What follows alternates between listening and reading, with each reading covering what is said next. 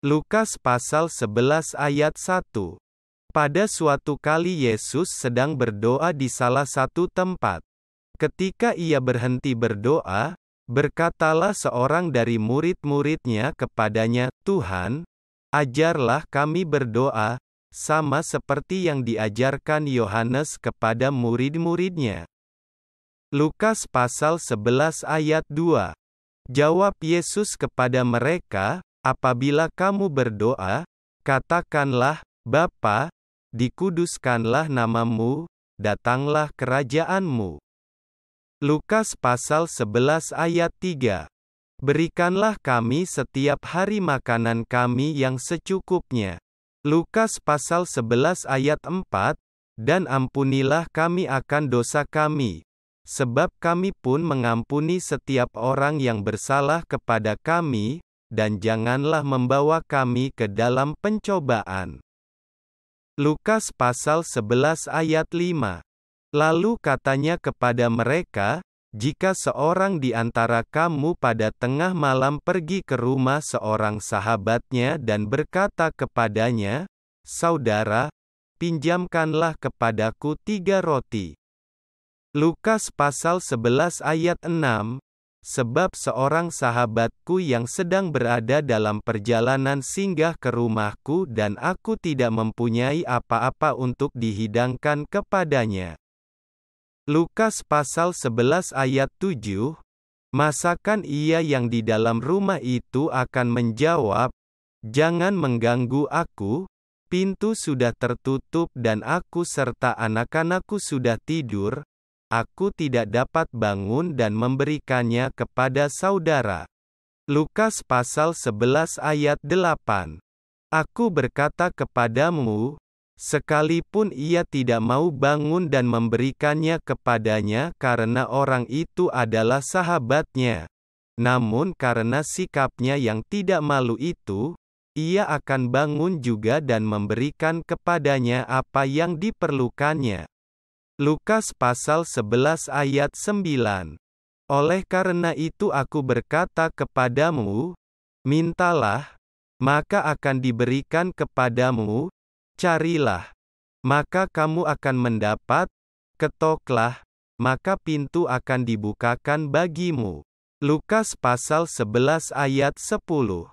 Karena setiap orang yang meminta, menerima, dan setiap orang yang mencari, mendapat, dan setiap orang yang mengetok, baginya pintu dibukakan. Lukas pasal 11 ayat 11. Bapa manakah di antara kamu, jika anaknya minta ikan daripadanya, akan memberikan ular kepada anaknya itu ganti ikan? Lukas pasal 11 ayat 12. Atau, jika ia minta telur, akan memberikan kepadanya kalajengking? Lukas pasal 11 ayat 13. Jadi jika kamu yang jahat tahu memberi pemberian yang baik kepada anak-anakmu, apalagi Bapamu yang di sorga, Ia akan memberikan Roh Kudus kepada mereka yang meminta kepadanya. Lukas pasal 11 ayat 14. Pada suatu kali Yesus mengusir dari seorang suatu setan yang membisukan. Ketika setan itu keluar, orang bisu itu dapat berkata-kata. Maka heranlah orang banyak. Lukas pasal 11 ayat 15.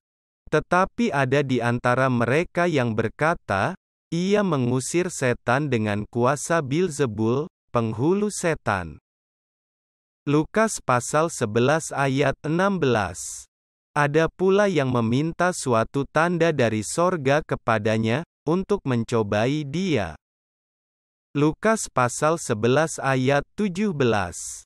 Tetapi Yesus mengetahui pikiran mereka lalu berkata, setiap kerajaan yang terpecah-pecah pasti binasa, dan setiap rumah tangga yang terpecah-pecah, pasti runtuh.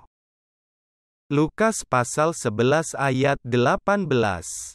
Jikalau iblis itu juga terbagi-bagi dan melawan dirinya sendiri, bagaimanakah kerajaannya dapat bertahan? Sebab kamu berkata, bahwa aku mengusir setan dengan kuasa Beelzebul. Lukas pasal 11 ayat 19. Jadi jika aku mengusir setan dengan kuasa Beelzebul, dengan kuasa apakah pengikut-pengikutmu mengusirnya? Sebab itu merekalah yang akan menjadi hakimmu. Lukas pasal 11 ayat 20. Tetapi jika aku mengusir setan dengan kuasa Allah, maka sesungguhnya kerajaan Allah sudah datang kepadamu. Lukas pasal 11 ayat 21. Apabila seorang yang kuat dan yang lengkap bersenjata menjaga rumahnya sendiri, maka amanlah segala miliknya. Lukas pasal 11 ayat 22. Tetapi jika seorang yang lebih kuat daripadanya menyerang dan mengalahkannya, maka orang itu akan merampas perlengkapan senjata yang diandalkannya, dan akan membagi-bagikan rampasannya.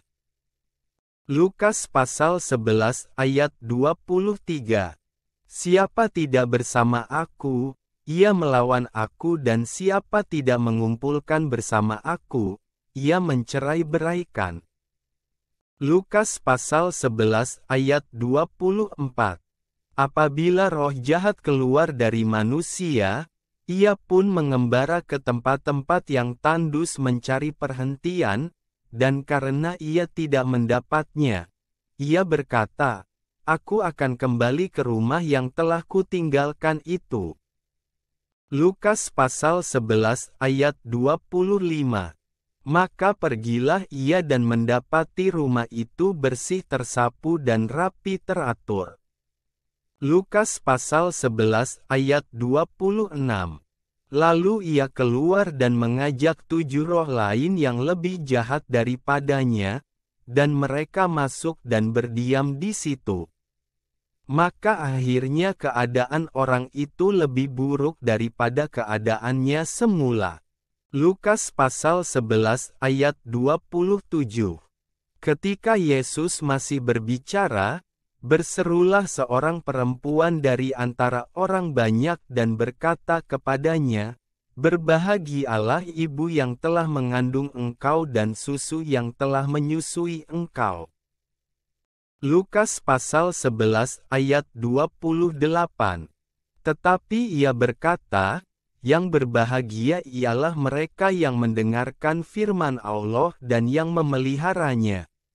Lukas pasal 11 ayat 29. Ketika orang banyak mengerumuninya, berkatalah Yesus, "Angkatan ini adalah angkatan yang jahat. Mereka menghendaki suatu tanda, tetapi kepada mereka tidak akan diberikan tanda selain tanda Nabi Yunus." Lukas pasal 11 ayat 30. Sebab seperti Yunus menjadi tanda untuk orang-orang Niniwe, demikian pulalah Anak Manusia akan menjadi tanda untuk angkatan ini. Lukas pasal 11 ayat 31. Pada waktu penghakiman, ratu dari selatan itu akan bangkit bersama orang dari angkatan ini dan ia akan menghukum mereka. Sebab ratu ini datang dari ujung bumi untuk mendengarkan hikmat Salomo, dan sesungguhnya yang ada di sini lebih daripada Salomo. Lukas pasal 11 ayat 32. Pada waktu penghakiman, orang-orang Niniwe akan bangkit bersama angkatan ini dan mereka akan menghukumnya. Sebab orang-orang Niniwe itu bertobat waktu mereka mendengarkan pemberitaan Yunus, dan sesungguhnya yang ada di sini lebih daripada Yunus. Lukas pasal 11 ayat 33. Tidak seorang pun yang menyalakan pelita lalu meletakkannya di kolong rumah atau di bawah gantang, melainkan di atas kaki dian, supaya semua orang yang masuk dapat melihat cahayanya. Lukas pasal 11 ayat 34. Matamu adalah pelita tubuhmu. Jika matamu baik, teranglah seluruh tubuhmu, tetapi jika matamu jahat, gelaplah tubuhmu. Lukas pasal 11 ayat 35. Karena itu perhatikanlah supaya terang yang ada padamu jangan menjadi kegelapan. Lukas pasal 11 ayat 36. Jika seluruh tubuhmu terang dan tidak ada bagian yang gelap, maka seluruhnya akan terang, sama seperti apabila pelita menerangi engkau dengan cahayanya. Lukas pasal 11 ayat 37. Ketika Yesus selesai mengajar, seorang Farisi mengundang dia untuk makan di rumahnya. Maka masuklah ia ke rumah itu, lalu duduk makan. Lukas pasal 11 ayat 38. Orang Farisi itu melihat hal itu dan ia heran, karena Yesus tidak mencuci tangannya sebelum makan. Lukas pasal 11 ayat 39. Tetapi Tuhan berkata kepadanya, "Kamu orang-orang Farisi, kamu membersihkan bagian luar dari cawan dan pinggan, tetapi bagian dalammu penuh rampasan dan kejahatan." Lukas pasal 11 ayat 40. Hai orang-orang bodoh, bukankah Dia yang menjadikan bagian luar, Dia juga yang menjadikan bagian dalam? Lukas pasal 11 ayat 41. Akan tetapi, berikanlah isinya sebagai sedekah dan sesungguhnya semuanya akan menjadi bersih bagimu. Lukas pasal 11 ayat 42. Tetapi celakalah kamu, hai orang-orang Farisi, sebab kamu membayar persepuluhan dari selasih, inggu dan segala jenis sayuran, tetapi kamu mengabaikan keadilan dan kasih Allah. Yang satu harus dilakukan dan yang lain jangan diabaikan. Lukas pasal 11 ayat 43.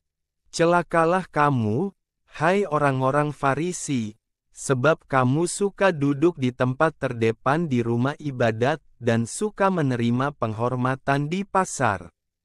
Lukas pasal 11 ayat 44.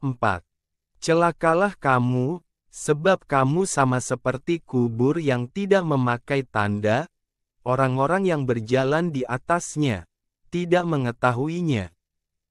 Lukas pasal 11 ayat 45. Seorang dari antara ahli-ahli Taurat itu menjawab dan berkata kepadanya, "Guru, dengan berkata demikian, engkau menghina kami juga." Lukas pasal 11 ayat 46.